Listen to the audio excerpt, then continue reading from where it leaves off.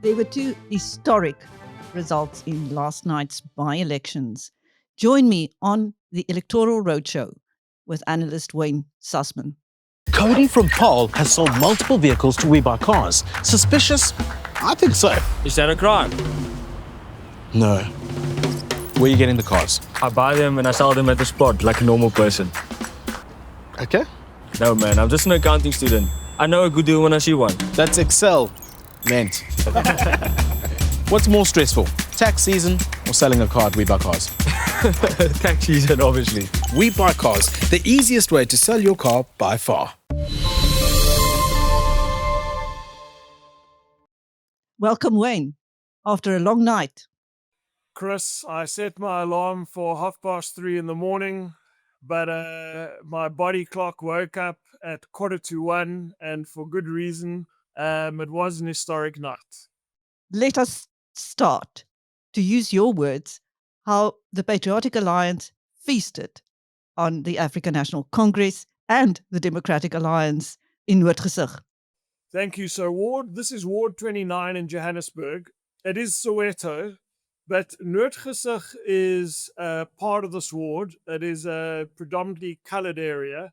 But the majority of the ward is not coloured. I want to make that clear. Because it includes areas like Diepkloof, Orlando East, and then Pennyville, which is a small part of the ward. So it's, again, I want to just, so people follow, and I know it's a very smart audience, but Noordgesig, Orlando East, Diepkloof, and then also Pennyville. So the Patriotic Alliance won this ward in Soweto. It is absolutely historic that the Patriotic Alliance have won a ward in Soweto. And they did it by totally eviscerating the Democratic Alliance and the ANC and all other parties. This is a very crowded ballot in the area of Noordgesig. Now, Noordgesig is about a third, just under a third of the voters in this ward. But because of the huge margins, the Patriotic Alliance won by, winning over 75% in the most densely populated voting district in Noordgesig, and also getting their voters to the polls in droves. The turnout in Noordgesig was far greater than other parts of the ward.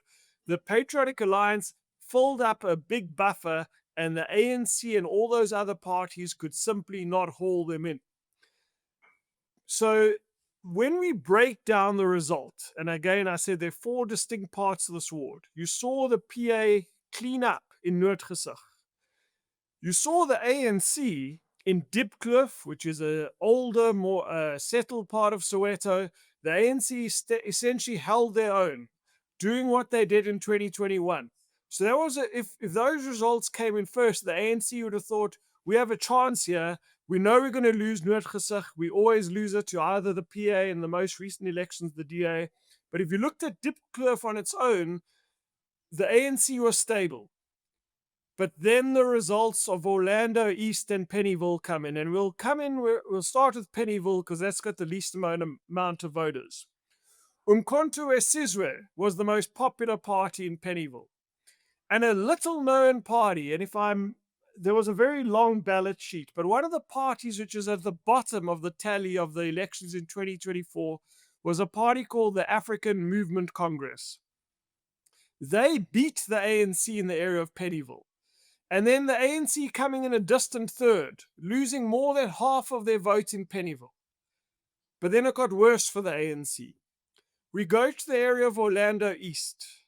Now, Orlando East is a huge part of Soweto. If you think of it, this is very close to the Orlando Stadium. This is very much the heart of Soweto. The ANC fell dramatically in Orlando East. The EFF were the most popular party here. ActionSA came second, and the ANC came third. The ANC lost more of half of its support in Orlando East. So yes, the ANC losing the ward to the PA is parts of the story. But the ANC finishing third in a place like Orlando East, in my opinion, is the biggest part of the story. And this will affect the ANC existentially, I believe. Well, the PA had an exceptionally good night. Another historic win, this time in the Overberg. That's correct. We go to the town of Swellendam on the N2 National Road, and there's the area of Railton. Now, all politics is local. It's interesting for geeks like me. We always noticed in elections a few decades, or about 10 or 15 years ago, that the African Christian Democratic Party did well for some reason in Swellendam. And the reason was they had a leader called Mr. Matthijssen. Mr. Matthijssen then went to the ANC and won this ward, and he defected to the PA, and he was the PA's candidate in this by-election. So it's a continuation of this trend we've continued to see, Chris, of the PA doing well, but also, I believe, a local factor. But the PA will be delighted. This was the first result to come in last night, and the PA were over the moon. They are now established in the Overberg region. In Swellendam, this has traditionally been the DA versus the ANC. And here comes the Patriotic Alliance. And this is important because the Overberg includes places like Oeverstrand, which are close to the business community, and of course, places like Theewaterskloof. So you continue to see the PA make inroads in different parts of the Western Cape. Gayton McKenzie will be delighted with this result, and certainly delighted with that result we saw in Noordgesig, Soweto. Another party that is celebrating this morning is ActionSA. What an historic win. So, Chris, as I said, my body clock went off at about 1:45 in the morning, and there was one result we waited for, and I couldn't understand why was this one result taking so long. There was clearly a recount, because there's that old adage which says that every vote counts. And in the village of Mogola, deep in rural northwest, near the town of Xerus in the Ramochere Moilua municipality, ActionSA made history by winning their first ever ward in the northwest and their first ever by-election, beating the ANC by 2 votes. Unbelievable result. So just to give some context here, Forum for Service Delivery, an established Northwest political party, which is pretty strong in this municipality and certainly in this ward, were the second biggest party for a number of elections in this particular ward. They merged with ActionSA in early 2025, or joined ActionSA. So they had infrastructure on the ground, they had a base on the ground. And they essentially held on to that base, and the ANC declined dramatically. So where did the ANC support go? There was an independent candidate who, I'll give you an example. There's a school called the Soweto School in this village of Mogola. The ANC won over 80% of the vote here in 2021. Last night in the by-election, they won about a quarter, about 25 odd percent. A dramatic decline. This independent candidate did take some votes away from ActionSA, but he really hurt the ANC in this by-election.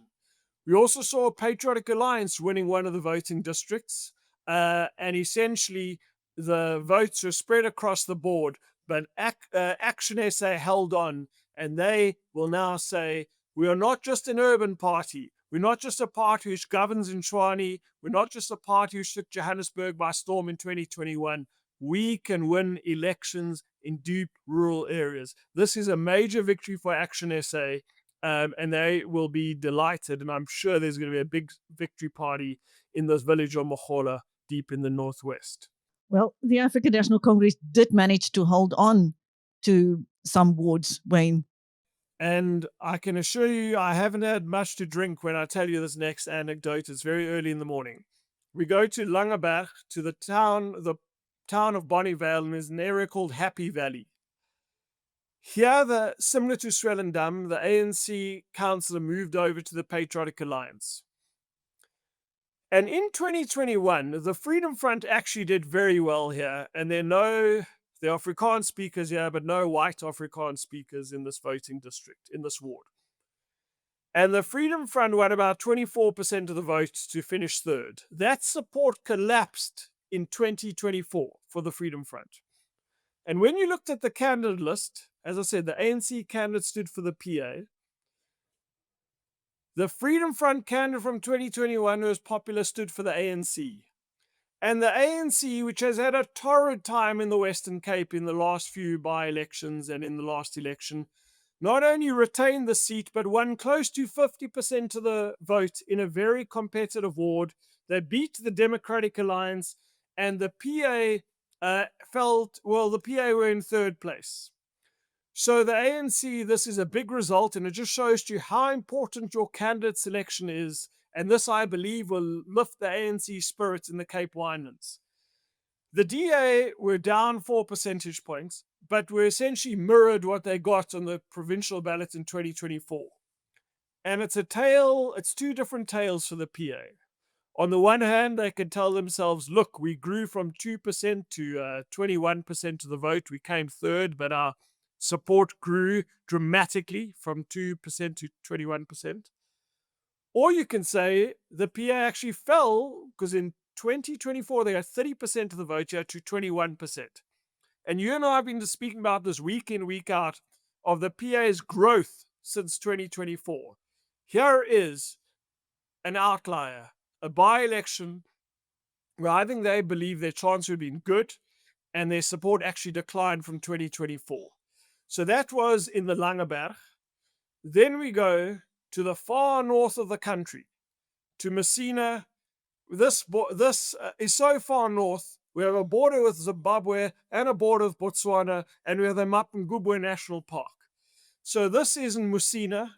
The ANC here, remember the Vembe region is one of the most secure regions for the ANC in the country. The ANC fell from 73% to 62% of the vote. The DA slightly growing up, increasing the vote share from 11% to 14%. And these an EFF breakaway party came third. The EFF grew a bit. Another small party grew a bit. So the ANC experiencing pain, I don't want to say death, because they still held on by 1,000 cuts. But as you know, I like to drill a bit deep. What will worry the ANC is that most of this ward is farms or people who live by the national parks or border posts. Very rural. But most of the voters, 66% of the voters on one particular voting district in a Messina township. And here you saw the ANC's vote share decline from 80% to 61%. And all the other parties growing up. That will worry the ANC somewhat in Messina, but they still hold on and they look rock solid in Limpopo. And we're going to finish off in the Eastern Cape near the town of Ngobo, rural villages in the Dr. A.B. Zuma municipality. And the ANC here winning 69% of the vote, down 6 percentage points. And I actually think it's a good result for the ANC because their former ward councillor was jailed for gender-based violence. And I imagine it was a hard campaign for the ANC. They did get rid of the councillor, but I'm sure that its reputation did sag in this particular ward. And you saw the EFF coming a strong second. So despite the ANC losing 3 seats, of which they'll be bitterly worried about, there were still glimmers of hope in other parts of the country, certainly in the town of Bonnievale. Thank you, Wayne. I'd love to talk to you about Gayton McKenzie's leadership, controversial and very, very strong. Do you think that is at the heart of his party's surge? If you look at how he stood up to the GNU, threatened to walk, and got what he wanted, very differently from how the African National Congress would have treated the DA when it threatened. Thank you, Chris. So before I answer the question, I hope all the viewers and listeners were glued to their television screens when South Africa qualified for the Soccer World Cup. And we saw the players celebrate, we saw the coach celebrate, we saw Danny Jordan raise his fist, but most of the camera time was on Gayton McKenzie giving an impromptu speech to the cameras. They're trying to break away from it. They couldn't. You just heard his voice ring through thousands and thousands of television sets or radio sets across this country. And I use that example because, similar to Donald Trump, Gayton McKenzie knows where the camera is, and he knows how to be the center of attention. It is a great political skill. You may frown upon it, but he knows where the camera is and how to keep it on him. And I think this is key to understand. This is a person who isn't politically correct. He calls a spade, and he used his leverage against the ANC and the GNU. I think the ANC sees the PA as a few things. They see it as a counterfoil that the PA can weaken the DA in the Western Cape. And as I've said to you before, the PA don't just weaken the DA, they also weaken the ANC. We saw in last night's by-election. They also see that they don't want this idea of a government of national unity of the two largest parties, that it is a government of many parties, and the PA is a counterweight to that. And we know that the PA is certainly key in the city of Johannesburg. Yes, there are permutations of governing without the PA, but it is very, very difficult. So McKenzie uses his leverage, and he used it to get Kenny Kunene reinstated in his position as MMC of Transport, and he's also taken a award away from the ANC. This is a politician whose party stock is clearly continuing to rise, as we see in the by-election data, and as we saw certainly in the results yesterday. And I have been meaning to ask you about that merger between BOSA Good and Rise Mzansi. What impact do you think that will have on next year's local elections? Thank you. So it's interesting of this new merger. Obviously, all three parties underperformed in 2024, certainly Rise Mzansi. When this is a party which, to their credit, raised a huge amount of money, but only won 2 seats. I mean, if you look at the results across the country, and Songezo ZB even said this, the results essentially mirror that of BOSA's Mmusi Maimane. We know, look, I can sell the party to you. Patricia de Lille is the candidate for mayor who's received the most votes, the highest percentage ever in the city of Cape Town. Mmusi Maimane is the most successful opposition leader ever in election. In the 2016 local government election, the DA got 27%. Songezo ZB is a highly respected journalist who's the head of the Standing Committee of Public Accounts. The idea, I think, by merging, they have the potential to give them a spurt of energy, some motivation, because a lot of the returns, if you had to break down those election results, were quite devastating, certainly for a party like Good in the last election. And I think maybe they together can be better. I worry that they don't have a leader. They say that they'll have mayoral candidates, and that will be fine, that you don't need a leader. But I think ultimately, whether you're a church, a business, a listed company, a political party, you need one leader. You need a person where the buck stops. Maybe they'll prove me wrong. I think their impact in the polls will be limited at best. However, we know, I just spoke about the PA being kingmakers in Johannesburg. If UFC run a good campaign, maybe they can be kingmakers in some metros. Unite for Change, they call themselves. So let's see, Wayne. Thank you. That was elections analyst Wayne Sussman on the Electoral Roadshow with me, Chris Steyn, for Biz News. Thanks, Wayne.